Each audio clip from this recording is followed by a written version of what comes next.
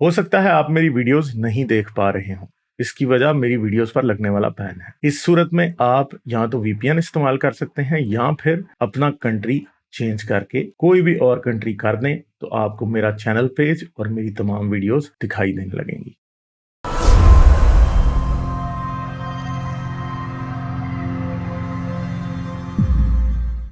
सत्या नरी मैतला से बात करते हैं। Hello hello hello. Hi Ghalib. हाँ जी, क्या हाल है, कैसे हैं आप? मैं ठीक हूँ। वैसे थोड़ा हिंदी मेरा उतना अच्छा नहीं है तो कोई बात नहीं, कोई अ, बात नहीं। बात ये है ना, आप ये कॉग्निटिव डिसोनेंस के बारे में मैं कुछ कहना चाह रहा था। कहिए जी, कहिए, ये ज़रूर कहें। ये क्या है? मैं ऑब्वियसली एक टुन्नी था, हुँ, तो हुँ। एक मामा आए थे और आके उन्होंने पूछा, बहुत ही रैशनल थिंकिंग के किस्म के हुँ, थे। हुँ। तो उन्होंने हुँ, पूछा, हुँ। ये हरिश्चंद्र का कहानी जानते हो? हाँ, हाँ, वो हमेशा सच ही कहते थे, कुछ एक बार भी हाँ, झूठ हाँ। नहीं बोले। तो हुँ, हुँ। वही ज़हन में था कि ये हरिश्चंद्र कभी झूठ नहीं बोले थे। तो उन्होंने पूछा, अच्छा उनकी शादी हुई थी? हाँ, हुई थी। ये रिचुअलिस्टिक शादी हुई? हाँ, हुई थी। तो वो शादी में वो बोले होंगे ना, धर्मेचा अर्थेचा कामेचा नातिचा रामे, जिसका मतलब है मैं हमेशा तुम्हारे साथ ही रहूँगा। हुँ। हाँ, हाँ, बोले होंगे। तो फिर उन्होंने जाके बीवी को ऐसा बाज़ार में कैसे बेच दिए? तो मुझे पता नहीं है हरिश्चंद्रा की कहानी ना, असल में मसला अच्छा, ये है। अच्छा, अच्छा। हुँ, तो ये हुँ। वो क्रिश्चियनिटी में भी ऐसा कोई है ना, जो शैतान के साथ भगवान गॉड का ये होता है, और जोब या कोई है जो ब हाँ, हाँ, हाँ, हाँ। तो बहुत सारे दिक्कतें उनको पहुँचाता है, फिर भी देखते हैं। उसी तरह का ये एक चीज़ है। तो ये अच्छा। लड़ाई-झगड़ा होता है, द द भगवानों में बोलते हैं कि हुँ, हुँ। ये हमेशा सच ही कहता है। नहीं, नहीं, नहीं, ये अगर थोड़ा-सा मुश्किलें पड़ जाएँगे तो वो झूठ बोलने लगेगा। कोई शर्त लगाता है तो ये महाराज, बहुत बड़ा महाराज सत्य हरिश्चंद्र को ऐसे दिक्कतें हुँ, आती हैं। तो जब दिक्कतें आती हैं तो एक एक टाइम पे वो बीवी को भी, बीवी और बच्चों को बेच बेच देता है। हुँ, हुँ। तो ऐसी कहानियाँ जब सुनता हूँ, तो वो जब पहली बार सुना था तो एक कॉग्निटिव डिसोनेंस पहली बार आई थिंक मेरे ज़िंदगी में महसूस किया। जो हमेशा मैं सोच रहा था ये सच है, वो हुँ। अच्छा ये इसको ऐसा भी देखा जाता है क्या? ऐसा सोचा। और उसके बाद जबकि किसी आदमी ने मेरे से पूछा, तुम भगवद गीता जानते हो? तो मैं बोला, हाँ, हाँ, ये इतने सब काफ़ी चैप्टर्स ऐसे ही मैं बाय हार्ट भी कर लिया। तो अच्छा, उसमें ये है ना, व्हेनेवर राइचसनेस गोज़ डाउन, जब भी धर्म का की कमी हो जाती है और अधर्म बढ़ता है, तो मैं अवतार लेके आऊँगा। हाँ, हुँ। हाँ, तो उसका संस्कृत का भगवद गीता में जो है, यदा यदा हि धर्मस्य, वो भी मैं पढ़ा दिया। तो उन्होंने पूछा, तो जब हिटलर ने मिलियंस ऑफ जूस को मार दिया, तो कौन-सा कृष्ण भगवान आए थे? हाँ, सही पकड़े हैं, तो सही पकड़े है ना? हैं। तो हाँ। अच्छा, ये तुम नहीं कह रहे हो ना कि अगर हिंदुस्तान में कुछ हुआ तो कृष्ण भगवान आएँगे, लेकिन जर्मनी में आया तो नहीं, उसका कोई इसका केयर नहीं करते। ये तो नहीं कह रहे हो ना? तो मुझे चुप रहना पड़ा। वो एक और जगह था जहाँ मुझे ये कॉग्निटिव डिसोनेंस हुआ। तो कहने का मेरा मतलब ये है, आप जो भी सवाल उठा रहे हैं, आप या हारिस, तो इनका असर लोगों पे ज़रूर पड़ता होगा। उनको भी एक कॉग्निटिव डिसोनेंस होता रहेगा। तो बहुत तारीफ़ करने की चीज़ है आपका। अ, चलें, बहुत शुक्रिया आपका। हुँ। एक ये लॉरेंस क्रॉस का बुक जो आपने उसको बोला, बुक पढ़ के आओ करके, बहुत ही सही चीज़ है। क्योंकि अगर आप मुझसे पूछते हैं, कोई first order linear differential equation कैसा सॉल्व करते हैं, मुझे बताओगे क्या? तो मैं ज़रूर पढ़ा सकता हूँ, पर उसके लिए बहुत सारा बैकग्राउंड की ज़रूरत है। मैं छोटा-सा अलजेब्रा से स्टार्ट करके ट्रिगोनोमेट्री ये सब पढ़ा के दो नहीं कर सकता हूँ। वो बैकग्राउंड की ज़रूरत, अगर बैकग्राउंड है तो आसानी से मैं कह सकता हूँ। तो और भी बहुत ही गलत बात होगी अगर आप आके मुझसे बहस करेंगे इसके बारे में।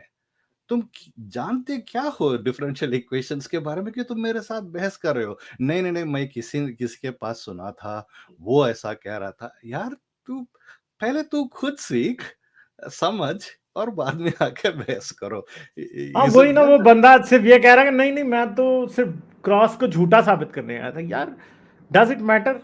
क्रॉस इज नॉट गॉड यार। आप झूठा साबित कर देंगे क्रॉस को तो क्या होगा? कुछ भी नहीं होगा। Main exactly. प्रॉब्लम तो ये है कि क्या एग्जिस्टेंस ऑफ गॉड कोई लॉजिकल बात है? तो मैं तो इस बात पे बजिद हूं, और मेरे साथ कोई भी आके बात कर ले, लिटरली साइंस में तो आपके पास कोई चांस ही नहीं है।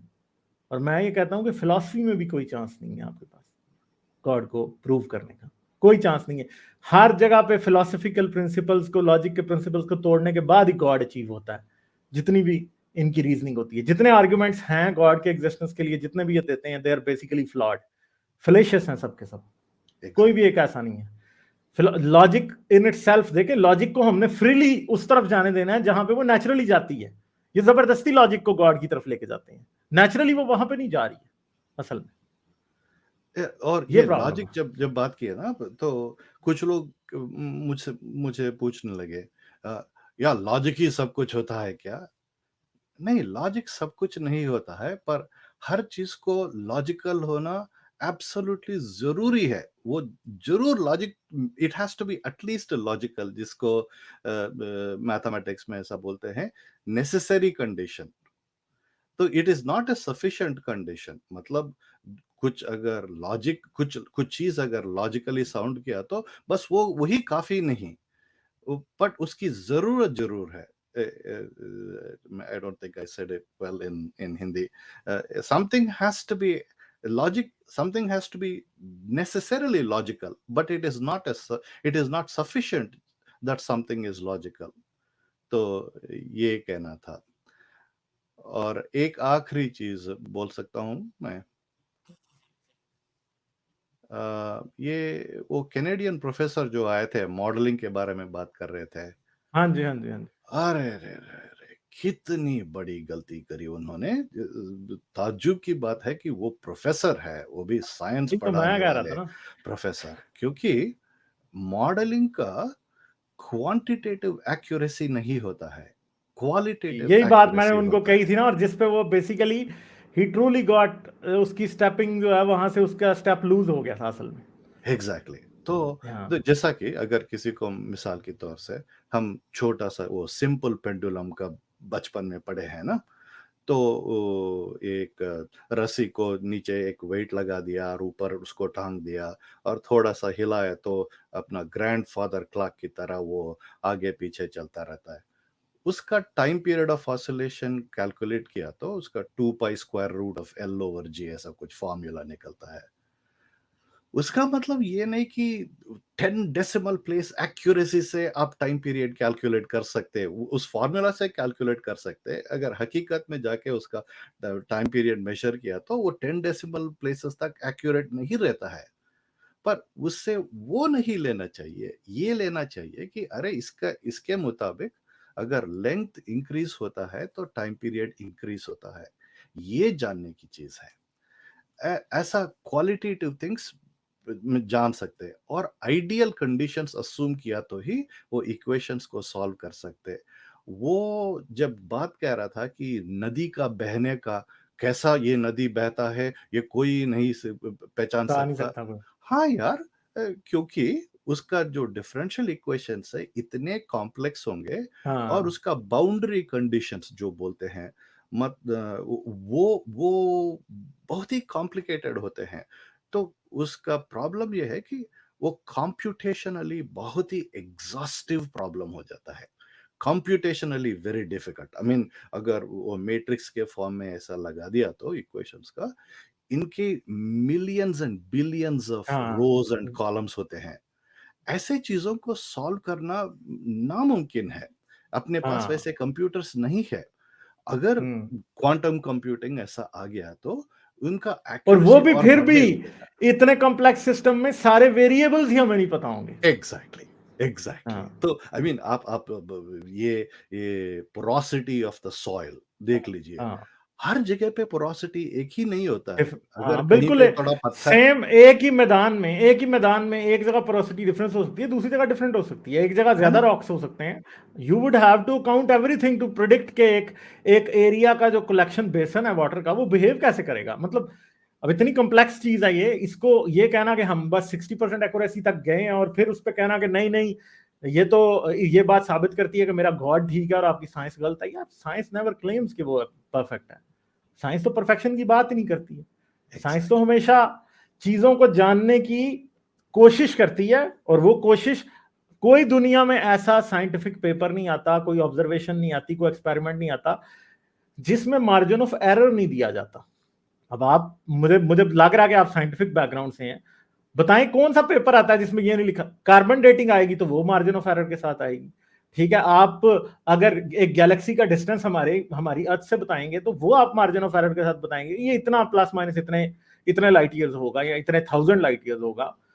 तो इवन के एज ऑफ यूनिवर्स भी अगर असल में आप देखेंगे तो 14.83 बिलियन ईयर्स प्लस माइनस उन्होंने साथ लगाया हुआ है उसके भी।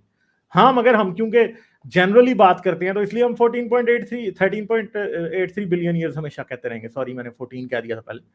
तो हमेशा हम यही कहते रहेंगे, और plus minus margin of error वहां भी दिया हुआ है। तो ये बात है। एब्सोल्युटली, मैं फिजिक्स लैब पढ़ा हूँ।